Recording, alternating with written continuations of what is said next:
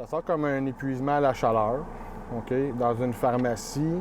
Il n'y a pas un instant à perdre pour Jean-Benoît Gens, superviseur aux interventions chez Urgence Santé.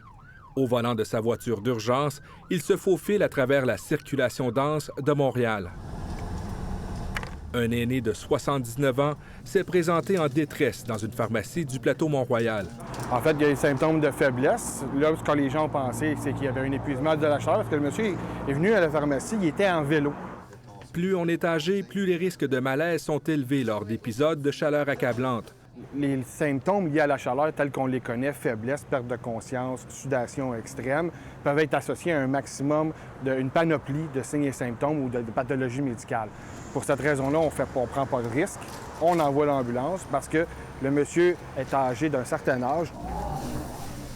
C'est ici, au Centre de communication santé, que le flux d'appels est réparti à Montréal et à Laval. Les répartiteurs reçoivent en moyenne environ 1000 appels d'urgence lors d'une journée normale. Lors des jours de canicule, on note habituellement une augmentation de 40 % du volume d'appels. Plus la semaine va avancer, plus on va avoir des cas.